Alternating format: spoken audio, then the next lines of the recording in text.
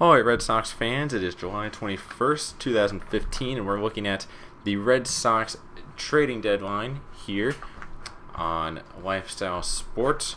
For the next few minutes, we're going to go over the Boston Red Sox and see what possible moves they can make at the deadline. Are they buyers? Are they sellers?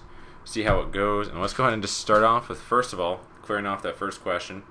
They're sellers. Any Red Sox fans who still have the hope? The last 4-game series with the Angels cleared that up for us. Getting swept by the Angels in LA, scoring 4 runs in the 4-game series after getting shut out in the first 2. Absolutely terrible. So they have fallen to a record of 42-51. They're out of it. They're done. Goodbye, sellers. So what does this mean? It means another year where on July 31st, we're preparing for April 1st of 2016, not October 1st of 2015. Another annoying year for Boston Red Sox fans like myself. But what are you going to do when you have decisions like when you have guys like John Henry in the front office who demand we get Hanley Ramirez and Pablo Sandoval, and all these big names, and guess what? They don't work out. So, here are a few notes I think we should start with. First of all, they had to figure out what to do with Hanley Ramirez. Hanley Ramirez is not worked out in left field, not even close. By far the worst outfielder in baseball. There's a metric, I forget, run differential, run saved, something like that. Defensive runs saved. Look it up. Hanley's dead last. Negative something. He's done terrible in the outfield. He really hurts this team. His average, his on-base percentage, his home runs, they're where they should be at. I mean, a little higher average would be nice. But for the most part, these guys, he's hitting how he should. He's just not making a good impression with a terrible defensive ability in left field. We knew he was going there. He knew that this would be the first year that he's in the outfield, but I've seen no effort from him, no effort in the outfield, making errors left and right, dropping balls, terrible reads on balls, and we just got to fix that. He cannot be the left fielder of the Boston Red Sox in 2016 if that team wants to contend. Not at all. Our second problem comes with Pablo Sandoval. Third baseman, supposed to be pretty good. He's great in the World Series, but the problem is, if you're not in the World Series, this guy's mediocre. And for what he's getting paid, he should not be getting paid for the production he has. A 260 hitter, he'll hit 15 home runs here and there. Terrible from the right side. If there's a lefty on the mound, you might as well just sit him. I mean, this is a problem here. And it's not that he's not given some production. He has done some good things. He's apparently a good clubhouse guy. I don't care about the phone thing. Just throw that out the window. The phone thing, whatever. The phone... He was on his phone while going to the bathroom. We all do that. Who cares? But Pablo Sandoval, the problem I see is that he's just getting paid way too much for what he's offering. His defense, too, has been terrible. I mean, he can get to the ball. Getting to the ball is not his problem. I thought it would be his problem with his size. I did not think he'd be so agile to get to the ball and get to his left and right, but he's done that pretty well. It's when he gets the ball in his hand and he chucks it into like the 15th row of the grandstand at Fenway Park. I mean, it's just been terrible throws from him this year. So both of those guys, I know as Red Sox fans, we want them to maybe trade them, do another 2012 Adrian Gonzalez, Carl Crawford, Josh Beckett trade, where we just say, hey, Dodgers, take all of our stuff, and then all of a sudden we have this money to spend, and we can go win a World Series like we did in 2013. But I don't think that's going to be the case, because, quite frankly, with Hanley's attitude and defensive ability, no one's taking him, unless there is a team in the American League that needs a DH and has the payroll flexibility to get him. The Astros, maybe. But you're not getting anything back. If you want the Astros to take Hanley, use up their DH slot, and also take that contract, you're getting a Brad Peacock in return, if he's still on the team. I mean, you're not getting anything back in return that's like a future number one. You're not getting Eduardo Rodriguez back for him, which is kind of sad, but it's just the stupid money that the stupid contract that the Red Sox gave him with just completely being overpaid. Pablo Sandoval, he's not getting traded. I will be absolutely shocked if he gets traded. The contract's too long, money's too much, and he's really getting overpaid. His production hasn't even been good enough to like turn a team around. If a team wants to save him, put him on the bench until World Series, maybe, but that's it. So then, those are those two guys. Here are the guys that we might be able to actually sell and get something back for at the deadline. Just off the top of my head, here's a couple. Mike Napoli, Shane Victorino, Koji Uehara, and possibly Wade Miley. Now we'll start with Napoli. Napoli's had a terrible year. We all know it. Napoli's not hitting like he used to, or even close. And the average is really low. I think he has 10 home runs. He's not hitting off teams that he used to. I mean, he used to be known as the Angel Killer. Every time he played the Angels, he hit like 500. He's hitting like 100 against them this year. So, terrible year for Napoli. And if you get something back for him, it's not going to be anything major. Maybe a future bullpen arm, a future middle reliever. The only way I can see a team taking him is if a team needs a right-handed bat off the bench. So he still has some power. That's definitely still there. But no team is taking him to be their starting first baseman as they try and get into the postseason. No one. The next guy is Shane Victorino. He's actually put up good numbers this year. The problem for him is health, and that will be the problem in the training market. He's hard to be on the field this year. I mean, most Red Sox fans forgot he even had him. He's been hurt. And for the most part, Victorino's probably not going to get much in return, even if he's traded. I think we do need to trade him just so we can open up a spot in the outfield to try out one of the younger guys like Jackie Bradley Jr., give him some at-bats, see what they can do. Same thing with him. He does bring good energy. He has some success in the postseason. So maybe you send him to a team that wants to get to the postseason. He'll be a fourth outfielder. That's the only way I can see it. He's not healthy enough, but maybe you'll get something back. Same thing with Napoli. Small return, but still you open up a spot, and that's really what the Red Sox need to start doing. Because if we want to see if we can contend in 2016, we got to see what is in our farm system. We got to see if Jackie Bradley Jr., we know he's a good outfielder. He's a great defensive outfielder. Can his bat be somewhat decent?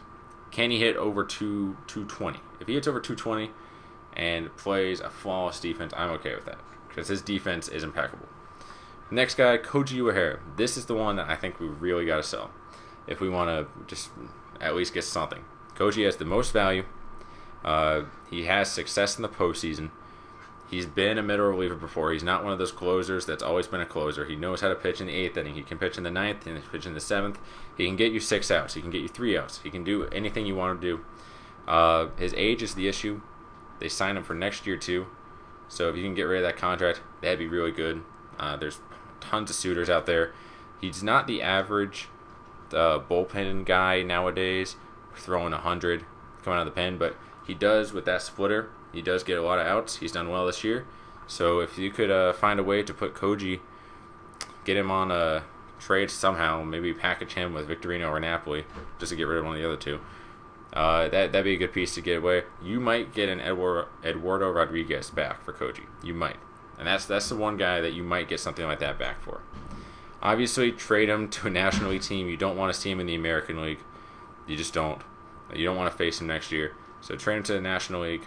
We don't have to worry about the 41 or 42-year-old being our closer next year, and we can figure it out from there. We'll have to sign a closer or trade for one at this deadline, but I think they can figure it out. As the Rays and other teams have shown, you don't need to establish your bullpen before the offseason. You can build a bullpen in the offseason. It's been done. You can do it again. It just takes a little more scouting. So you can trade Koji and we'll be fine. 2016. The last one I have possibly to sell, Wade Miley. He's had an up and down season. He's had his moments yelling at Farrell. He's had all that problem. Lately, he pitched pretty well. He's on a nice little run. And, I mean, if you can trade him, that'd be great because I don't really trust him on a postseason team. The problem will be, does anyone else trust him on the postseason team? He has experience in the National League. He has experience in the American League. I think if you send him back to the National League, his numbers will improve a little bit because it's just a little bit easier to pitch there.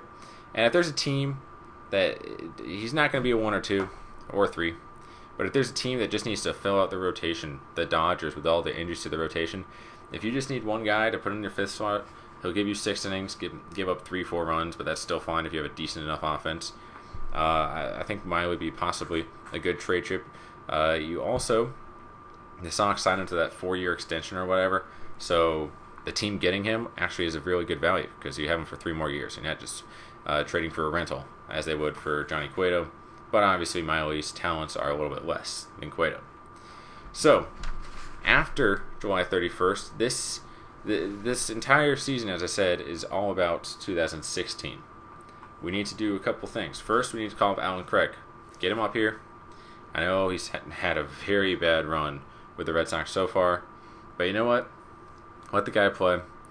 We have him under contract for a couple more years, so let's just see if there's something there. Maybe if we give him major league at-bats, the Alan Craig of old comes back, and we can have a first baseman dominating again. And then we also need to bring up two other guys, Jackie Bradley Jr. As I said earlier, get him at-bats. He's doing really well in AAA. See if it actually carries over the MLB. And Resny Castillo. He's had a rough run at the MLB so far this year. He's had some seasoning in the minor leagues. I think it's time to get him some at-bats. His problem this year is that he does well in AAA for the most part. He has some minor slip-ups here and there. But then he comes up to the MLB, and Farrell plays him, like he'll play him Monday, then he'll sit for 3 days, and they'll play him the next day. And just when you don't have consistent at-bats, how can you be good? So looking towards the future, I think this is what the Red Sox have in mind. They have an issue right now with Ortiz and Hanley, both really wanting to be the DH. Hanley having a little problem with that. But the 2016 makeup of this team right now would look a little something like this for me. We have Christian Vasquez coming back from injury next year, so he'll be behind the plate. You can match that with Swihart. Maybe you re-sign Hannigan, something along the lines of that. At first base, to remedy Pablo's throwing errors, put him at first base. He has the makeup of a first baseman. He'll probably be pretty good at one of the easier positions on the field. Put Pablo there. You don't have to worry about Napoli being in there. He'll be long gone next year. So put Pablo at first base. Defense, all he has to do is catch the ball, and that should be really good for Pablo. Second base, obviously, you got Pedroia.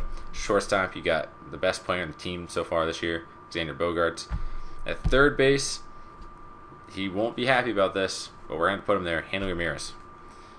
He won't be happy about another position change, but you know what? He's a better infielder than he is an outfielder, and that's saying a lot because he's a pretty bad infielder. So you put him there at third base. Wait for Ortiz, who's going to be DHing next year. Wait for Ortiz to retire the year after. Then you throw Hanley back in the DH slot, and you can find a third baseman later on. But for now and next year, I think the plan would be to put Hanley at third base.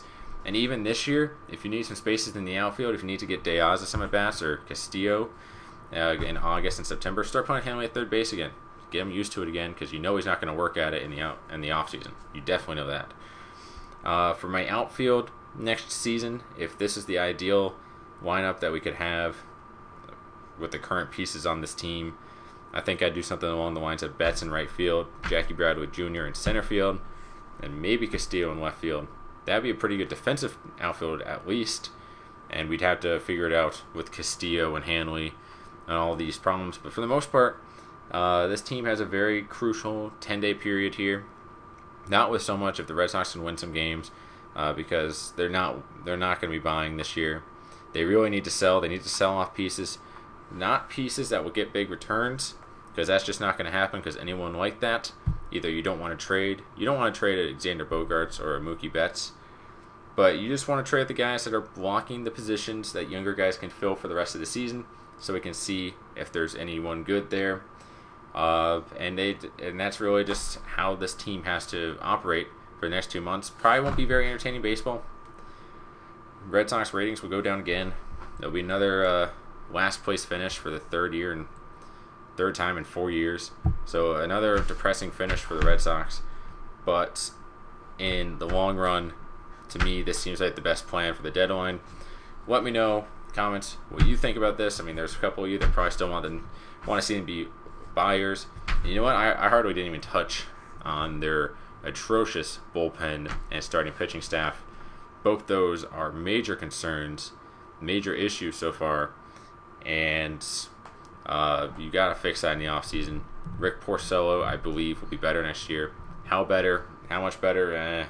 Can't really tell. But he won't be the worst pitcher in baseball like he is this year. And with the bullpen, you got to reload that bullpen. If there's one thing they got to do starting at this deadline and moving on to next year through the offseason opening day, that bullpen needs to be fixed. There is no power arm in that bullpen, and that bullpen does not hold a lead. If you have a 7-0 lead in the 7th inning, I'm not even comfortable with that bullpen. I mean, Koji can't get all 9 outs, and that's really the problem right now. So that's how I look at the Red Sox right now. Let me know what you think. Thanks for listening. Remember, Lifestyle Sports, go there every day, new article about any topic in baseball. We try to change it up as much as we can. Thanks for watching, and see you next time.